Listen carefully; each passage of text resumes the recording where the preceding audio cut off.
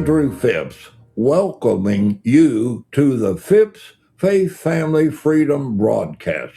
Whether you might be viewing this on podcast or televisions around the country or YouTube or whatever other media source that you may have found, welcome. I want to thank you for taking time out of busy schedules to join us. We hope this program is worthy of your time, worthy of your taking a few moments out of busy schedules to hopefully be enriched by what we might present. Our mission is to try to incentivize folks and help them to realize that our faith, our family, and our freedoms, there are three important words there, and nothing probably takes advantage of or takes precedence, I should say, over those. Our faith in Christ, our family, and our freedoms. And so we welcome you to the program. We hope if you want to take a moment, just remind a neighbor, friend, I think right now might be a good time to do that. And we have websites, we have it all. And so welcome to our programming. I am glad that the United States Senate did at least get enough appropriations that supposedly would go through the year of 2028, the end of President's last term, to fortify the border and to have the necessary supplements in the appropriations process. We cannot allow our borders to be unsecure. And that's what happened during the Biden administration.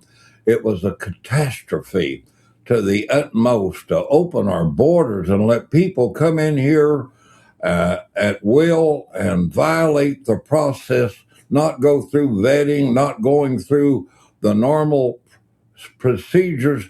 What a tragedy to this country. And so at least we're getting the monies, or that we have been told that would make the monies available through 2028 to make sure that our borders are secure and that we have the personnel, the equipment, and the means to pay for that. And I'm happy for that. On the negative side, it's still regrettable that we don't have the Save America Act, the one that would require voter ID and would require voting done in a day's time and to have the votes counted in a day's time, and to make sure that we eliminate fraud and dishonesty in the balloting process when and where possible. We know that the Democrats want to infiltrate and expand the rolls. This means votes for them. This means that they can add to their power base, and for anybody to deny the will of the people, which is overwhelming.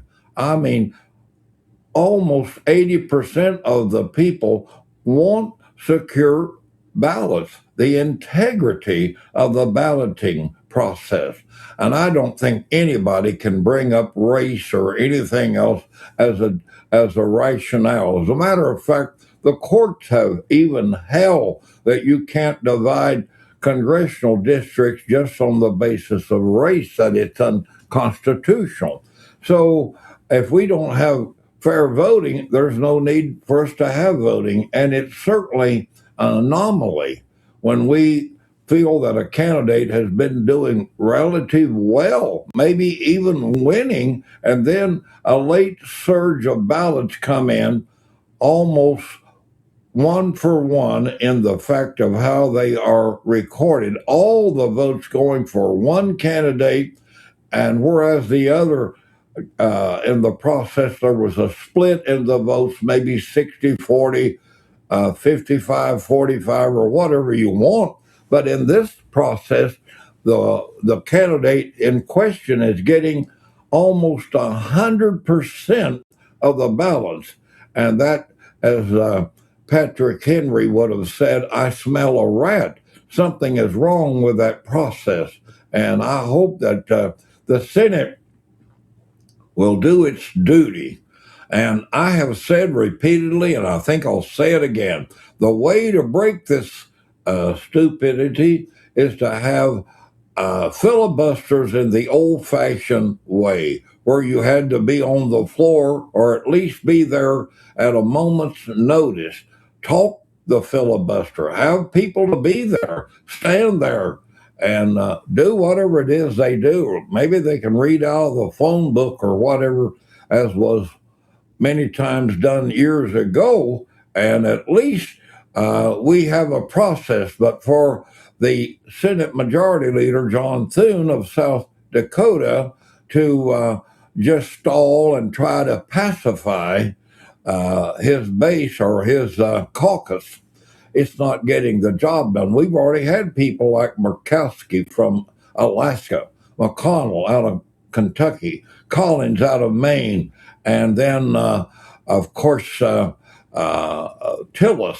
out of North Carolina, who doesn't like Trump. And these folks, I think, are actually doing it for revenge or for reasons that are not, should not be done when we have such an important process, and that's fair elections. And balloting shouldn't take 6 months to do. I mean, it's kind of like the fellow in Russia that wanted to buy a car, and they said, yeah, we can get the car. We can get it in that color. And he said, when could I come and get it? They said, well, maybe in the year of 2032. Well, that's not the way our elections ought to be done. We should be able to know with a surety, especially with technology being perfected to the degree of accuracy that it can do things, we should know within a matter of hours who is the winner and who is the loser in the particular race. And it bothers me, just like recently, we've seen there in the LA mayor's race where Scott Plattner seemed like that he was doing pretty well. He had great ads, and the people seemed to like his no-nonsense approach to being a mayor. And yet now the late surge of voting has put the socialist, one that wants to help the homeless by giving them more access to drugs and so on, that he is now falling short of her totals. Well, it's ridiculous. And our country is at stake. Our nation is at risk if we don't have fair elections. And this is Andrew Phipps.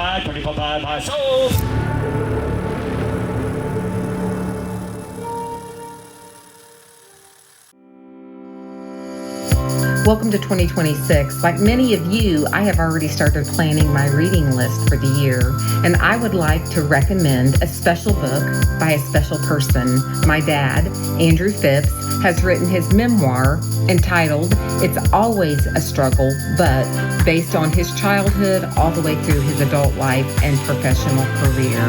Add this book to your reading list for 2026. It's Always a Struggle, but by Andrew Phipps.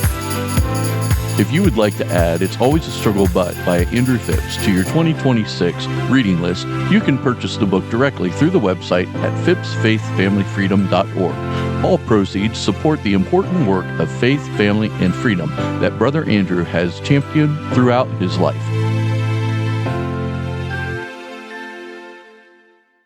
There's something special about memories. Like a camera, they bring into focus bygone days, special events, and sights and sounds from another time.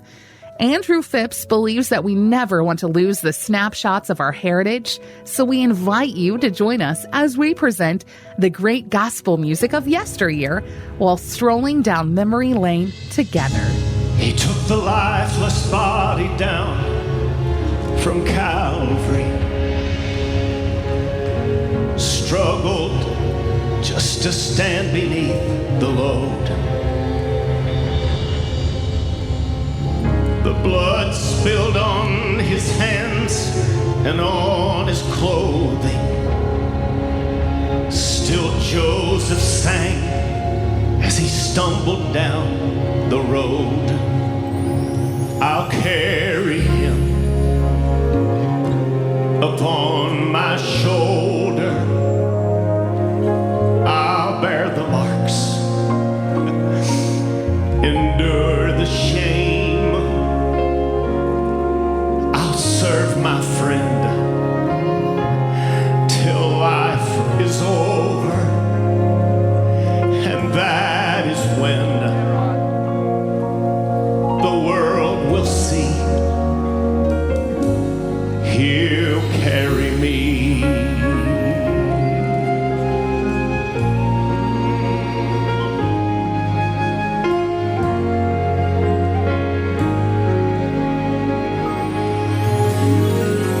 Every step, his mind replayed the memory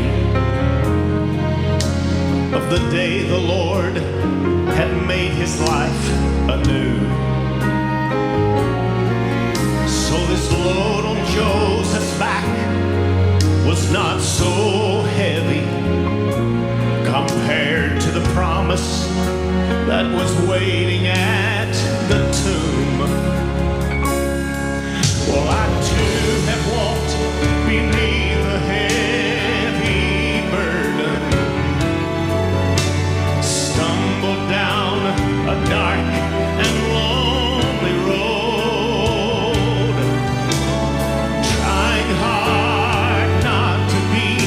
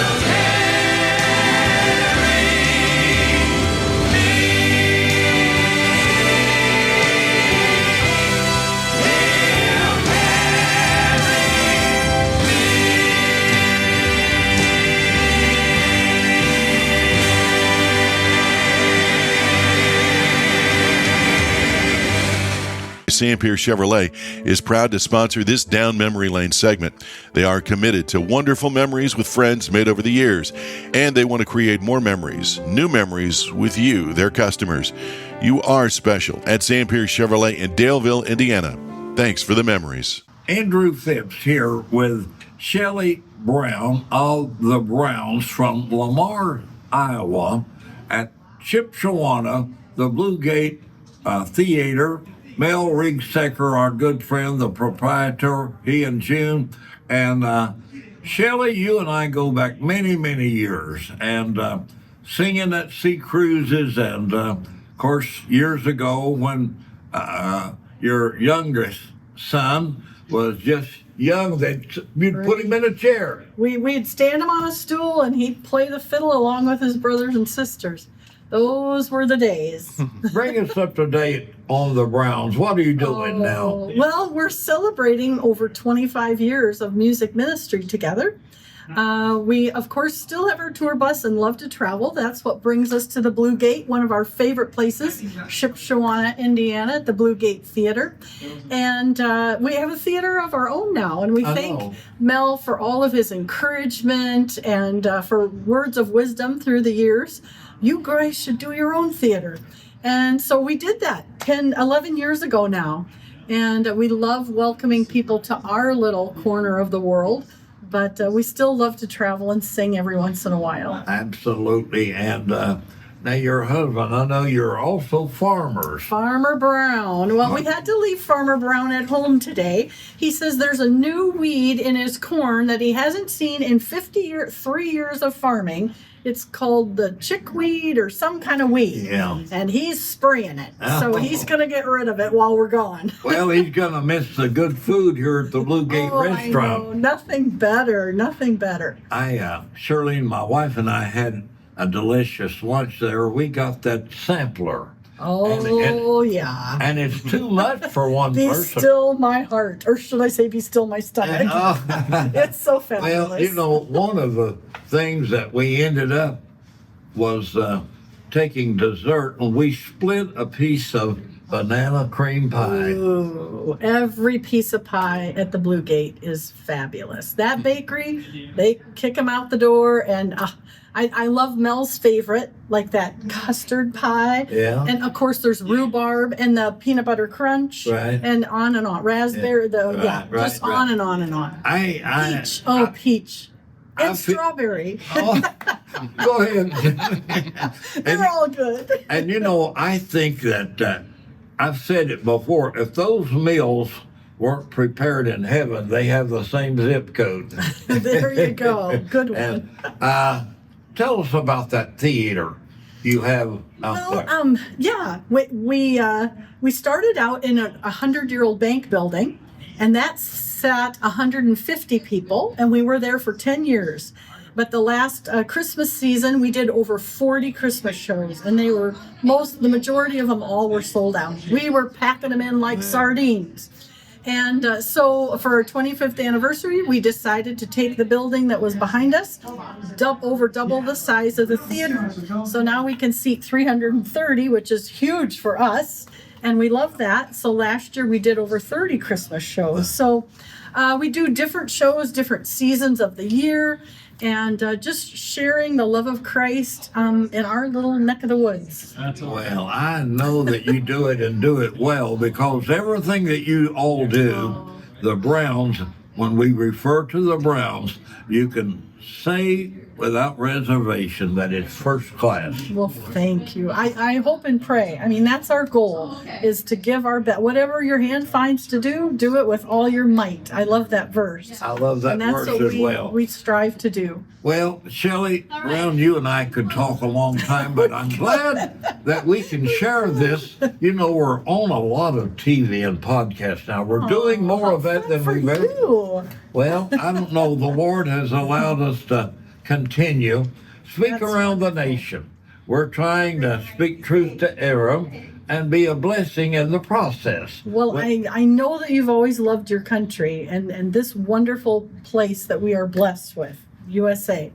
And so we've always done patriotic shows at our theater every year. But this year we are kicking it off big for the 250th Oh, that birthday is celebration. wonderful. Well, I know you're located in Lamar's, Iowa, home of Wells Blue Bunny, the ice cream capital of the world, and home of the Browns Music Theater. Right. What's the largest town next to you, in case somebody might wonder where you were? Sioux City, Iowa would be, the largest city close to us. Okay. Yeah. Well, I tell you what, Shirley and I look forward to getting out that way. Hey, come on over. Oh, I'd love to come out there and meet my friends there. And God bless you. Thank you God bless you. And it's good to have Shelley Brown with us today. And I hope that you will get an opportunity to go to the theater at your earliest convenience. And this is Andrew Phipps.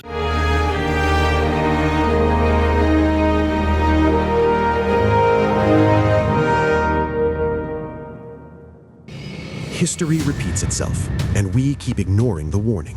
Lessons Learned is a sweeping, unflinching indictment of humanity's chronic inability to act on the clearest warnings nature has ever given us.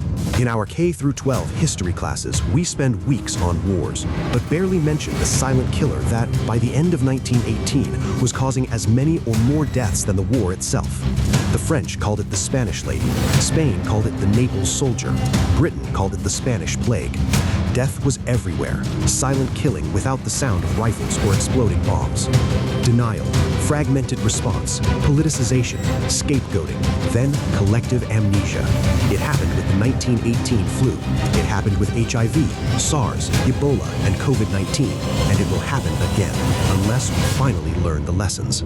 Former Indiana State Senator James W. Merritt Jr. pays special attention to the United States, a nation that has repeatedly dismantled its own early warning systems despite breathtaking medical victories, eradicating smallpox, conquering polio, and producing vaccines at wartime speed. The book's core argument is clear. Technological brilliance is meaningless without political and cultural readiness. Lessons Learned gives us a pragmatic, politically feasible blueprint to fight the next pandemic. Get the book that could save lives. Lessons Learned, available now. I'm going to help you see again. You said it was impossible. Ah, there he is, the good doctor. You're going to be on the cover of the Tennessee Herald tomorrow morning. You may get a date out of this. Not with that picture. Very funny. Our pro bono office got a call from India. A little girl, 6 years old. Apparently, street beggars make more money if they're legitimately blind. So the stepmother poured sulfuric acid in each of her eyes. I'm going to help you see again, Kajal. Is it true that multiple doctors declared your patient irreversibly blind? Yes, I developed this new breakthrough technology. Here we go. Do you see the light? No. I can't see anything. I have this patient from India. She reminds me of some things in the past that I can't get over. The present is made possible by the past. A long time ago back in China, there was an uprising in my hometown. Many bad things happened. So we came to America. Yes. It's hard getting into medical school, but you coming from China, don't waste your time. You cannot change the past, Ming. I feel like I'm stuck. Hello, doctor. This is Maria. We want to give her a chance to see again.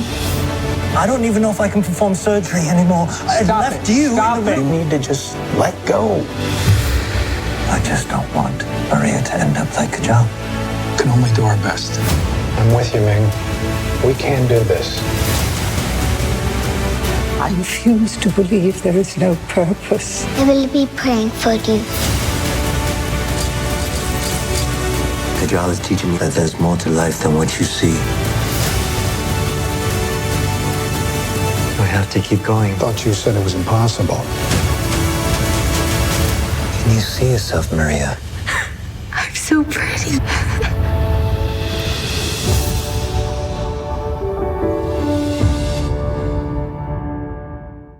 In his new book, It's Always a Struggle, but my dear friend Andrew Phipps delivers his life story straight from the heart.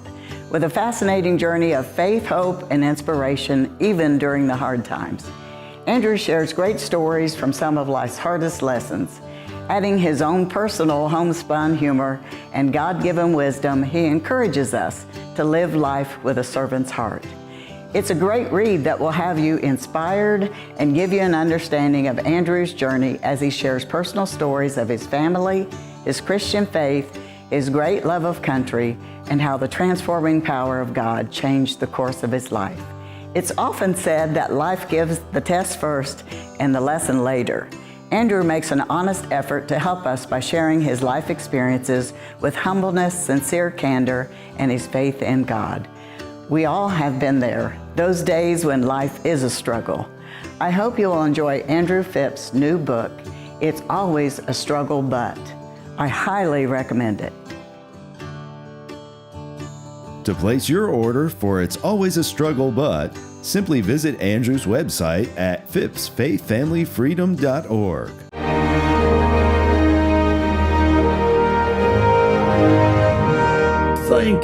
Thank you so very much that you have spent some time with us here today. We hope that every segment, every segue was helpful. Perhaps it maybe have brought some enlightenment, some inspiration, some hope your direction. If we can do that, well, we have fulfilled a great deal of our goals, our reason for being here. We hope that you enjoy the songs, the special messages, and whatever. We always are so glad that you join us. We can't express it adequately, but just know thanks are coming your direction. And this is Andrew Phipps.